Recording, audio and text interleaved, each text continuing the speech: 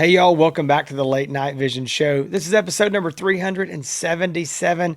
My name is Jason Robertson. I'm one of your co hosts here on the podcast, as well as the owner of Outdoor Legacy. And as always, I've got my co host Hans with me tonight. What is going on tonight, buddy? Man, we've got an interesting topic that we're going to be talking about. I'll let you talk about that. I'll let you spill the beans there. But if you're listening right now, we would really, well, you are listening because you're hearing this. If you haven't already, please give us a subscribe on YouTube. If you're watching on YouTube, on Spotify, wherever, make sure that you get reminded when the show is live and ready, available. Yes, we do it. We release this every Thursday morning. But just in case you forget, those notification bells and announcements or whatever they call it seem to work pretty well. So give us a subscribe. We'd really appreciate it. If you're looking to purchase a brand new optic, Jason, people call us all the time and they're like, they ask us a question about scopes and they say, so what exactly is your job? What do you do? How do you make money? I mean, are you just like making videos and giving advice? And where can I buy these? We actually sell it. This is what powers the show is the company that Jason and I work with, Outdoor Legacy. Jason is the owner of Outdoor Legacy, and we review scopes. We talk about all the night vision thermal optics. We put out all of this free content. We do that so that when you are ready to purchase a night vision or thermal scope, that you give us a try. We would love to earn your business. You can give us a call at 877-350-1818. You can call us, you get advice. We can also sell you the optic. We would really appreciate it. And that's what definitely powers the Late Night Vision Show. That's right. Anyway, 877-350-1818, outdoorlegacy.com. Jason, sorry. Man, you're like getting fast at that number, too. Yeah, If they heard all it that. a couple times. Yeah, you did. All right, guys. So one thing you did say, I want to make a comment. People ask, do we, make money from these videos? These videos are not monetized, so we make $0 from the We're not videos, living off so YouTube money, for sure. no, we've never made one single penny off these videos because they are not monetized, and that's by intention. We want to sell you scopes. So, all right, guys, this week we've got an interesting topic. So last week, I believe that was episode 376, we did a review on the Pulsar Merger XT50 1280 ultra high resolution thermal binoculars. We don't do a lot of binocular reviews on the show for a couple reasons. One, there's just not near as many binoculars as there are monoculars. Binoculars, generally speaking, are not as popular. And sometimes some of the binoculars that come out just aren't that exciting, but there's getting to be more really good binoculars out there than ever. And so we do get the questions of, hey, should I buy binoculars or should I buy a monocular? And that's a tough question that we say, we have a general opinion and we're going to give that to you, but it's like, hey, we want to know a little bit more about what you're doing. Why are you looking at binoculars? And then lay out the pros and the cons for you. Mm-hmm. So today, that's what we're going to do. We're going to just kind of go through this and talk a little bit about some of the basics of what are the pros of having just a single eyepiece, a monocular. And, and just in case you're new to this, a monocular is a single eyepiece optic. Hans is going to have some he's going to show there. You put it up to one eye and look through it. A thermal binocular, you know what those are. But I do want to make this point. We always like to do this. If we're being very technical, they're bioculars, not binoculars. And the difference is that a binocular, like a daytime binocular, has a lens on both sides. So both eyes are seeing straight out through the lens independently. With thermal binoculars, you really have one lens and they're putting the exact same information on a screen on both eyes. Normally, the other lens is going to be a laser rangefinder if it's included. But some people say, well, why don't they just put two? Because the price would double because you would have two thermal sensors in there. The battery life would be cut in half. All these things would happen if you were running two thermal sensors. And you just don't need it. You don't need it. There would be almost no benefit in that. So we'd say no. So with that said, Hans is gonna Yeah. roll this thing out. He's gonna start talking about some monoculars Absolutely. and give you some ideas of what the pros and the cons are. I raided my safe earlier so I could get all of these. I've got them all piled up on my desk so I can show you, because I want to tell you that monoculars come in all shapes and sizes. And Jason, people that call in and they're making the transition from daytime hunting to nighttime hunting, they're not used to a monocular form factor. They're used to sitting in a blind or hunting with binoculars and looking out and scanning through two eyes. And so the concept of using a monocular seems very foreign to a lot of people, and rightfully so. I could definitely understand that. And I do think that it takes a little bit of getting used to, but at night, having a monocular, there are some advantages, and we'll talk about those and who it might be good for. But I want to show you these things do come in all shapes and sizes. This is the AGM Reach IR. It's got a laser rangefinder. You can get all different types of features on them in 640 resolution, all the way, 640 to 1024, all the way down to 160 resolution. You can see this is this is the Lumi, a very small, compact style monocular. You've got the full size monocular like the Telos, and you've got the Quest here.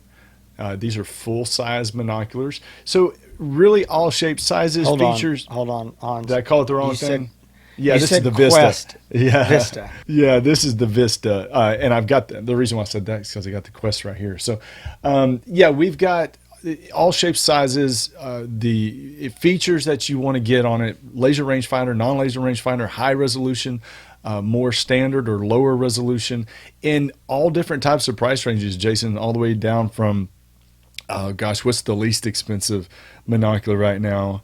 384. I mean, $1,000. $1,000. Yeah, they were so all the way from there, all the way up to you can spend $4,000 to $5,000 on a monocular depending on the resolution. Now, I would say the monoculars are probably the most. I'm not gonna say probably, they are the most popular in the night hunting world. There are definitely more people using monoculars than binoculars, but a binocular form factor might be a more comfortable setup for you depending on what type of hunter you're doing. But I wanted to show you the advantages, the pros to using a monocular, I think, are, Jason, and you can attest to this as well, is mobility. Somebody that's out walking around a lot, you do seem to have, because you can look through one eye and you're looking through the thermal at the same time. And I know you're walking around at dark, but you can still see where you're going. So I can walk and use a monocular at the same time, and it's not because I'm super talented or athletic or anything like that. I agree with you. None of those things. But Yeah. If you've gone hunting with me, I've fallen in a few holes before, just falling flat on my face. But it seems that you do have more mobility. You do, like I said, you can get them in many different types of styles and sizes. You can, a monocular to me seems to be something that you can stash away very quickly. So if you're stalking up on hogs, you can slip a monocular in your pocket really quick, back pocket, front pocket, wherever. So they are, size wise, I do think that gives them a little bit more of an advantage. But I think overall, it's just being able to walk around, have something small, compact that you can stash away very quickly, because a lot of the hunting that is done at night, whether you think about it, if you're coyote hunting and you're on a tripod, you got your rifle sitting there, you're on a scanner, and you got a coyote charging you, and they're 100 yards away and they're running in fast, you've got to transition from your monocular or your scanner to the rifle. So you're like, it's almost like you have to practice, Jason. You're like, okay, what do I do with my scanner while I'm transitioning? Because you want to make sure that once you get off your scanner and you get on your rifle, you do it in a way that's quick and precise, because when you pull up that rifle, you want to be able to find that coyote right away when you pull up your rifle scope. So having the ability to just quickly throw that monocular somewhere in a pocket and get right on your rifle seems to me, after using binoculars and monoculars a lot, seems to be easier. I do think it just comes down to the pro being mobility and size. The con, I would say, to a monocular versus a binocular, and I know you're going to talk about binoculars here in a minute, is that with a binocular is probably more of a more natural feel or a more comfortable feel. Maybe you're less. Hey, don't be taking all my know. glory down here on I know. my binoculars. Yeah. Why don't you start talking about binoculars? Because Yeah, I've so- seen, we'll get it. No. I mean, really I'm though. gonna show a binocular. I'm Jason. Okay. Just so you know, I'm showing the Quest right here. The Quest. Okay. So here's the deal. Yeah, and if you want to see some more, last week, like I said, we did the Pulsar Yeah, merger mergers, reviews. yeah. So, I was kind of guess joking with you. Can I add something else? Another pro Yes, you can. is the options. There's so many more options with monoculars than we talked about. We got the Quest here. Yeah. We got the mergers. The AGM has the Observe IRs.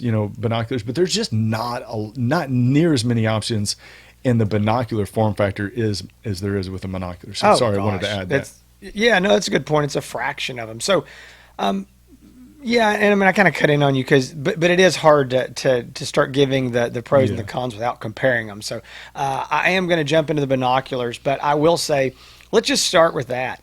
I think I'm going to go with pros, but I do want to lead off with I guess a con. With the binoculars, you just have a lot less options. Pulsar has got 2 current models in the lineup. IRA USA, Knockpicks, they've got 2. AGM has got 3 right now, with maybe 2 more that are coming that were announced but delayed. I think probably because of the tariffs and some stuff. So they're delayed. So maybe right now with your top premium brands, you've got maybe 7. Let's say 6 to 8 options, which is more than you've ever had before. Let's be very clear. Yeah. Sure. That's a lot. But and I'm not going to go do the math, but if we did the math on monoculars between just those 3 companies, I mean, just those, it's probably 3 or 4 times that. There's so many more options when it comes to monoculars. So I want to go over the pros real quick of the binoculars and why somebody would maybe like them and what some of those benefits would be. One is I do think it's natural. Most of us have experience, even if you're not a hunter, you've probably used binoculars. Even if you're just viewing wildlife, looking for birds, security, camping, whatever. Most people have owned or used a pair of binoculars, and it is a very natural feel to use both hands, put them up to both eyes, and look through them. That is just something we're used to. And as a hunter, you've probably, everybody pretty much owns a pair of binoculars or more than one pair, and you've used them since you were a kid. So that is the natural feel and habit you have is 2 hands. So that's, you think, well, going tonight, that's what I would want to do as well. And I do admit it feels natural. It feels good. I think that it's comfortable being on both eyes. Hans mentioned the idea of you got one eye over here that you can kind of maybe focus on this eye to see what's going on around you or see what's in front of you if you're walking, or look over at your buddy or whatever it is, and then go back to focusing with the monocular, the other eye that's on the screen with binoculars. You can't do that. But it is comfortable to have both eyes seeing, and you get what I say, and this is a bad example, but it's almost this 3D feel. Once you bring in both eyes to seeing that, you get what feels like some depth perception that you lose with thermal. I'm not saying you necessarily get it, but it feels that way. It's just something about your brain putting all that information with both eyes. So it's really nice. Guys that really like to use these a lot, we find, are guys that are maybe the guys that are scouting, and they're maybe looking for elk or mule deer or bear or whatever that is, and they may be using them in the daylight. They may be using them outside of season, depends on where they're at and what the game laws are. But they may be laying up on a rock on the side of a mountain and got these things, laid on some sandbags, and they're sitting there and they're glassing and looking around, and they may be doing this for 20, 30 minutes or longer. That's very comfortable with two eyes. I mean, that feels good. That's just, it's natural. And again, you don't have this other eye. You don't know what to do with it. Do you close it? Do you squint? So I think in those kind of conditions, that's a pro. That's where I would definitely lean toward binoculars. Also, I know that a lot of guys that are sitting in like box stands or deer blinds or even ground blinds, it is comfortable. They have both hands free. They don't have this tripod issue necessarily that Hans is talking about, or they're not standing. So it's this just easy to pull them up and set them down. They're hanging around your neck. That's one thing about binoculars. You don't have to worry about where you're going to go with them. Yes, you can put your binocular on a lanyard, but binoculars come with neck straps. So that's where they're going to be sitting. Very easy to get to. You don't have to go stick them down in a bag or do something like that. So those are some of the pros. Now the cons, I'm not going to lie to you. This is a pretty big list of cons. I want to move straight into where I said about keeping them on your chest. A lot of guys like to run their binocular that way as well. But I know Hans, myself, a lot of guys that night hunt, especially with AR style rifles, we wear our rifles cross body. So I've got a strap going here and coming in underneath my arm. So my rifle is across my chest. I cannot have on a pair of binoculars or a monocular for that matter, and it be across my chest. It's just not going to work. I got my rifle sitting there. Yeah. So there's no way for me to carry binoculars that way. So now I have to put those in a pack. I can't put binoculars in my pocket. I can't just, tie it off over here on my waist or put it in my coat pocket. Binoculars are big and bulky. So I have to go somewhere else with them. I don't feel like I can be mobile and have binoculars. Another issue is just that overall size and weight.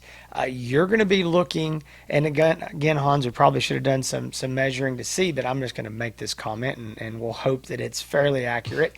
I would guess that if promising. you take it sounds legit, right?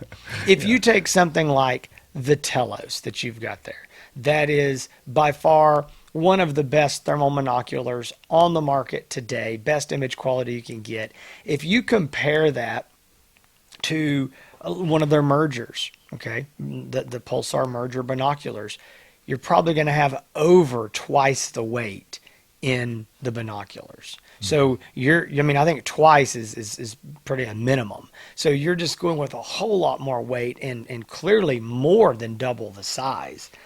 Now, the two hands, again, I told you how natural that feels. That's true. But you got to have two hands.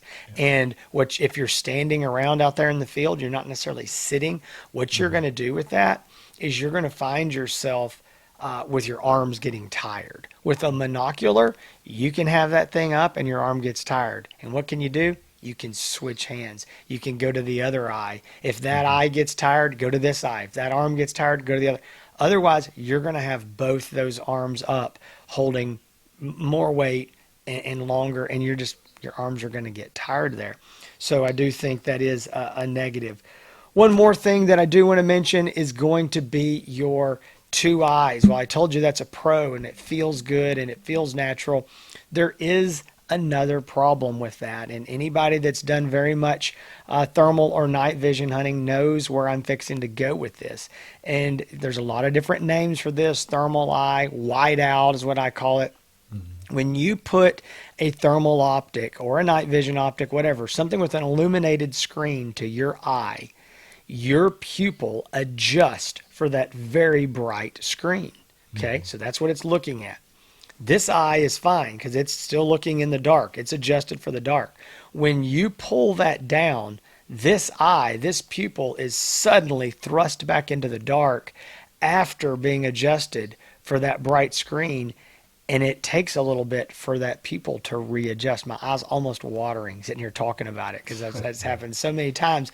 If you close your good eye, this eye, you have this white haze over it. I mean, it's like if you were having to drive with that one eye, that would not be good. It's an issue. Some people are more susceptible to this than others. The brighter that screen is, the more it's going to happen. Some people don't have as near as big issues with it, but it is a real thing, and it happens to most everyone to some degree. Well, now, if you take thermal binoculars, you've got both eyes with that problem. So now, when you come down and you pull those down, you can essentially be nearly blind. I tell this story, and I've told it on here before, but years ago, one of the first thermal binoculars that we had really tested, it was a new one, and I had these things. This has been a long, long time ago. And I took off with them, had a bunch of hogs out in my pasture. I wanted to go get some video of these hogs. And I walked over there, got on a tripod, and I videoed for like 10 or 15 minutes with these. The hogs left. When I put these things down to walk back to the house, I was blind. I could not see a single thing. I could just had this weird vision on the outside edges. No joke. I didn't have my cell phone with me. I didn't have anything. I went and sat down by a tree. I just sat down because I didn't know what else to do because it was so bad. It had been so long. The screen was so bright. I just couldn't see. And it took me 10 or 15 minutes to get to where I felt like, okay, I can see well enough to make it home now. And, again, it goes away. It's all fine when your eyes readjust. So that's just one more thing. And the very last negative that I would say is going to be the cost. I mean, you're looking for a comparable binocular to the comparable monocular. I'm not going to say it's double, but you're looking at it close to it or at least 50% more because it's bigger. Again, it's bulkier. There's more going on there. You have 2 display screens, so it costs them more to make it. So while it may not be quite double, you are going to go up, a few $1,000s in cost. So now, Hans, I'm going to bring this back to you, but I want to say this. I just said a lot of negatives, but there are a lot of negatives. But there are positives to the binocular as well. I would say, and right before I kick this to you, I'm going to say one thing. Hans, you were making the comment about there's way more people using, monoculars than binoculars. Mm-hmm. I would say that if we looked at our sales last year, and I don't have these exact numbers, but I'd say last year, I would say in the last 5 years, 10 years, whatever it is, since binoculars have even been around, even this year, more options than ever, I would say that binoculars probably account for 1 to 2% of all of the handheld sales. Mm-hmm. I mean, we will sell, I'm going to make a number up and it's going to be high, but I would say we could sell 500 to 600 minimum monoculars before we sell one binocular. Maybe higher than that. There's very few people who this is the right thing for, but there are some of those people. Yeah. Hans, that's what I want you to touch on real quick as we kind of wrap this show is who are the people? I mean, I know we've both kind of mentioned some of that, but who would you say, yeah, you're the right guy. You really could consider a binocular? There's definitely a sweet spot for this, and you're right about that with the numbers as far as the advantage or the percentage of people buying versus buying a monocular. I would say that monoculars are who they're right for. They're very right for. Mm-hmm. So the type of hunter that is very stationary, hunting out of a blind. Not somebody that's walking around all night long or carrying a bunch of equipment. But if you're in a vehicle and you like to drive around and stop and scan, and then if you're in a side by side, but mainly if you're hunting out of a blind, or the guys that really go for the binoculars are guys that I would say are the Western states, big game hunters that go out and scan. They're trying to locate big game. Depending whatever the laws are in your state, but not necessarily using for hunting, but just scouting. And they're used to sitting for long periods of time and glassing out of binoculars. So they go on a mountainside, and I may not be describing this right because we don't have any mountains where I live, but they sit on a mountain, they scan, and they're scanning across a valley to another slope. And they do that. They'll sit there for an hour just doing nothing but looking. So if this describes you, if you're a very stationary hunter, somebody that is used to glassing. I will tell you this, Jason. If I was somebody that was sitting still and scanning for hours upon hours every night, I would prefer to have a binocular. But that's not me. I'm scanning for shorter periods of time and I'm moving around a lot. But these do make sense for the right type of person. Mm-hmm. And I would say, you do get a more comfortable feel when you're looking through. I do know when I was using them, I'm like, oh man, these are great. These look, they're just so comfortable, and your eyes just feel so good, and you're not squinting one eye, and they just has no eye fatigue at all, especially with the higher resolution stuff. So I would say that though, if you're very stationary or somebody that is used to sitting for long periods of time and glassing, I think binoculars would be a preferable choice for you. Yeah, I do agree with everything you said. I think that at the end of the day, monoculars are never a wrong choice. Mm. I think that's the safest bet, is that a monocular, I'm going to say this, maybe somebody's going to come up with some reason it's a bad choice, but I can't come up with a reason why it's a bad choice. They've been around forever. They're more affordable. There's way more options when it comes to magnifications. Mm-hmm. Do you need a 2 power, a 2.5, a 3, a 4, whatever it is, you have those options. With binoculars, you're more locked in, and sometimes the binoculars you want have a magnification that is way too high, or maybe it's too low, or whatever it is, and you just don't get those choices for what you want. Where with a monocular, it's, again, the sky's the limit on how many monoculars are out there, and if you don't like these, wait 6 months and there'll be 8 more. We don't see that with binoculars. So yeah, I definitely agree with you. I think if you're mobile, you're moving a lot, definitely, if you're in the woods, the brush, anything like that, definitely a monocular would be our advice. If you're stationary, like Hans said, a binocular might be a good choice for you at that point. So I want to be very clear. I know we've said a lot of negative things about binoculars. We have nothing against them. We stock them, we sell them. They cost more, so we make more money when we sell them. This is nothing to do with that. We're just being honest with you of what works for most people. And for most people, it's a monocular. But if you're not sure, if you're thinking like, man, maybe I'm one of these guys, or maybe I do a little bit of both. I got a weird situation that they didn't even mention. Call us. Mm-hmm. We would love to help you figure out what optic is right for you, whether it is a binocular or a monocular, and then from that point help you nail down to exactly which model it is and help you with that purchase. 877-350-1818, outdoorlegacy.com. Again, we would absolutely love to have your business. It would mean so much to us and all of our team here. Guys, we hope you enjoyed this show. We do plan to be back next Thursday with another show. We've got a few more reviews that we've been working on, trying to finalize some footage and things of some different optics that we're working on. So stay tuned for those as well. We are crawling through summer. It's kind of hard to believe, but we're really, 70 days, give or take, 75 days from kind of fall. I mean, it's hard to believe, but summer is passing by quick. And I know this fall we've got some great shows and stuff lined up for you. So the latenightvision.show.com, you've already found us. Listen, whether you're looking for Hans's channel, which is HANSETX, Hansi's Texas, Outdoor Legacy, the Late Night Vision Show, you can find all of those here on YouTube, Facebook, Instagram. Just type in the name and you can find any of those channels that you're looking for. You can like, you can subscribe, you can follow, you can do whatever it is on that platform.